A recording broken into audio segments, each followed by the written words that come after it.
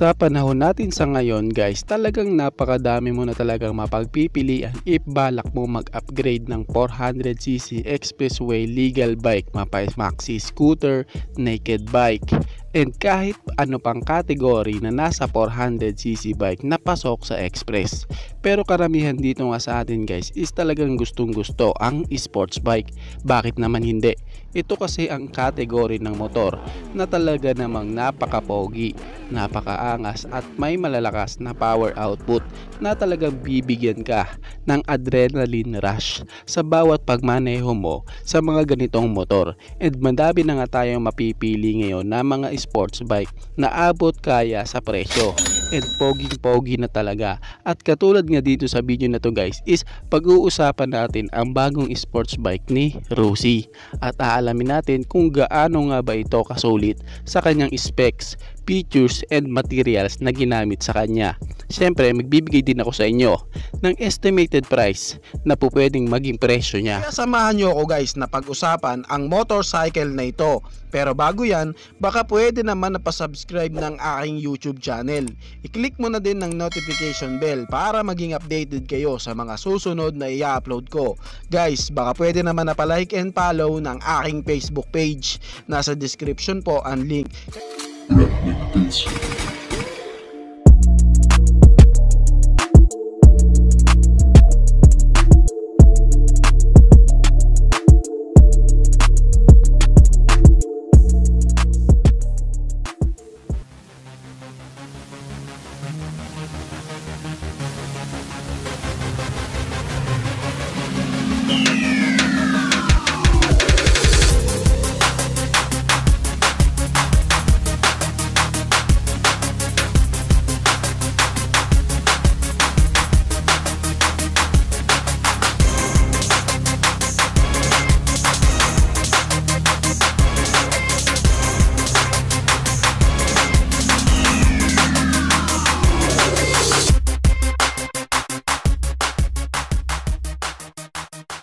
Cyclone RC401, matagal na ito guys na nabalita sa atin. Sa katunayan, meron na din akong mga video na ginawa about sa motor na ito. At sa mga ginawa ko ng video, hati nga po ang opinion ng mga tao sa motor na ito. Merong nagkagusto at meron ding na di nagkagusto. Madami nga ang nag-aabang sa update ng RC401 Songzhen.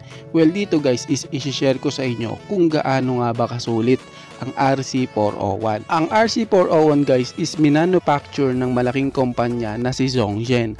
Ang Songzhen is isang malaking company na nagmamanufacture ng mga motor at mula pa nga po ng 1992 until now guys is talagang nagmamanufacture sila. Alam mo ba na 1 million units taon-taon ang napoproduce nila? Ganon sila katindi. At ang Songzhen is hindi tatagal sa motorcycle industry kung palpak, bulok, walang kwenta ang kanilang mga gawa. Sa katunayan, madami na ding malalaking motorcycle brand na nagtitiwala sa Songzhen at nakikipag-tie up sa kanila.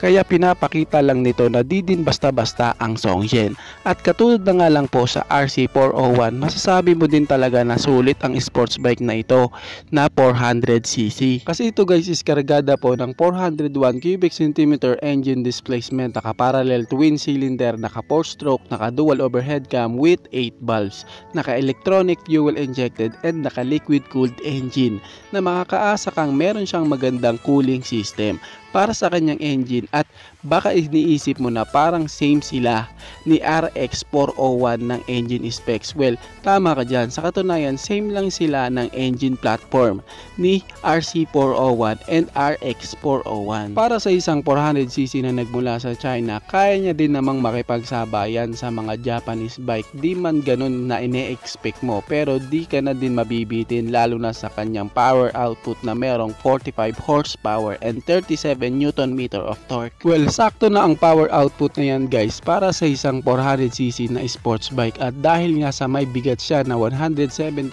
kg, nalis nga po ang kanyang top speed na meron lang 167 kph. Pero sa top speed na yan guys, di na din biro. Syempre di naman lahat ng habol bilis. at di din naman laging magpapatakbo ng sagad-sagad ang motor lalo na sa public road.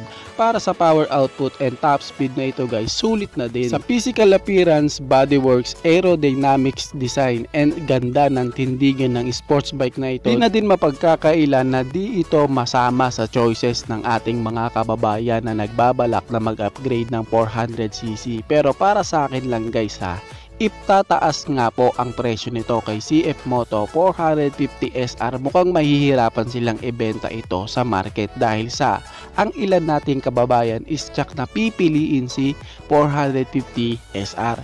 Syempre guys, mas lalong pinokosa ni Songshen ang safety ng bike and ng rider kasi naka dual disc na nga ito sa kanyang braking system na may sukat na 300mm disc, and ito nga po is equipped na din ng Bosch Dual ABS o anti-lock braking system. Ngayon baka isipin mo, nako low quality siguro ang mga materials na ginamit dyan. Well, diyan ka nagkakamali. Ang Cyclone guys ay isa sa mga high-end sub-brands ng Songshen. Kaya panigurado na madaming nakalagay sa RC401 na mga new premium and good quality parts dito sa RC401. Isa nga sa maganda sa kanya is yung kanyang inverted fork na merong 22 levels adjustable 110mm stroke and intermediate rear shock absorber na merong 14 levels adjustable 55mm stroke. At dahil nga sa ganito ang kanyang mga suspension, makakaasa ka na meron siyang maganda at mas stable na play lalo na if ipapasok mo siya sa mga sharp corner. Pagdating naman guys sa kanyang transmission, sulit na din ang RC401 kasi guys meron na po itong FCC sleeper clutch. FCC? Ano yun? Ang FCC ay isa pong Japanese company na ang purpose is makapagbigay sa mga automobile and motorcycle high technology clutch. Kaya kung iisipin mo, hindi na talaga pipitsugin ang RC401. And kung balak mo na ipang long ride ang sports bike na ito, meron na nga po siyang built-in na USB charging port para din di ka malubatan ng iyong cellphone. At para naman sa design ng bike, kita talaga na napaka-futuristic ng kanyang disenyo sabay sa uso. Ika nga, may slim na tail part, may aggressive na headlight, samahan mo pa sa kanyang mga edges and more aerodynamics. May mga ventilation katulad na lang sa kanyang shark fin para padaanan ng hangin para din less air dragging. At pagdating naman sa kanyang mga trellis frame and swing arm, ito nga po guys ang isa sa malupit dito kasi ginamitan nga po siya ng manganese steel. Ano yon? Ang manganese steel ay ginagamit guys sa mga equipment na pangmina bilang pangdurog sa mga bato o stone crusher. At ang steel na ito guys is ginagamit din sa mga billet cabinet. Can you imagine that guys kung gaano katibay ang materials na ginamit sa kanyang trellis frame and swing arm. Syempre makakaasa ka na din na sa RC401 na meron na din itong mga new technology para sa bike, and syempre naka full TFT display na din ang kanyang panel gauge. Ngayon ang tanong, magkano naman kaya ang kanyang presyo? Sad to say guys na wag po kayong mag-e-expect na nasa 100,000 to 180,000 lang ang bike na ito. Hindi porkit si Rusi po ang maglalabas ganun na kaagad kababa ang tingin nyo sa kanya. Kung titignan ang karakteristik ng bike, mga materials na ginamit, mga safety features and mga new technology na nakalagay sa kanya, well po, my personal opinion guys is sa tingin ko po is hindi po talaga lalampas ang price nito kay CF Moto 450 SR kasi kapag nangyari yun talagang di ito bebenta. At sa 400cc nga sa ngayon ni Rusi na si RE3, meron nga itong presyo na 270,000 pesos na alam naman natin guys na sa bansang China is mas mataas nga po ang presyo ni RE3 kaysa kay RC401. Para sa akin guys, estimated price guys and personal opinion lang, baka maglaro sa presyo na 240,000 to 250,000 pesos ang presyo nito. Well, kung mangyayari man na maging ganito talaga ang presyo niya, paniguradong maaalarma talaga at magkakaroon ng katapat si CF Moto 450 SR pagdating sa marketing selling. Ngayon ang tanong, sure ka ba na si Rusi ang maglalabas niyan? Well, ayon nga po sa isang post ni Songshen Cyclone Distributor Philippines, sinabi nga dito na meron silang bagong ilalabas na sports bike at kita naman talaga na naka-hashtag si Rusi na pinapakita nila at kinukonfirm na nila na si Rusi nga po ang magdi-dealer nito.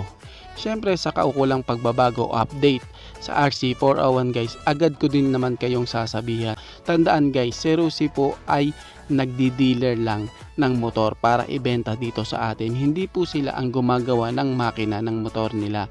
And kung titingnan ang history ni Songjin, malaki na talaga din ang pagbabago at madami na din silang napatunayan at meron na din silang halos 3 dekada sa motorcycle industry na tiyak na makakapagtiwala ka na may kalidad na ang mga motorcycle na ito. Dahil nanggaling sa isang brand na matagal na at may magaganda at tibay na nilalabas na motor, katulad na lang kay Cyclone RC401. Kayo guys, ano ang masasabi nyo sa motor na ito? Pakicomment naman ang inyong reaksyon. Maraming salamat po. Bago matapos ang video na to guys, baka pwede naman na pahingin ng isang like mula sa inyo bilang pagsuporta sa ating munting video. Maraming salamat po. So pwede mo na rin i-share para din malaman ng iba nating mga ka-rider. Sa tingin ko guys is dito ko na lamang po tatapusin ang ating vlog. I hope na nag-enjoy kayo sa aking hinandang video para sa inyo. Pinasisigla ko din kayo guys na i-subscribe ang aking YouTube channel. I-click po na din ang notification bell para maging updated kayo sa mga susunod na video na gagawin ko. So dito ko na lamang po tatapusin. Maraming salamat. Ichi boy. Thank you.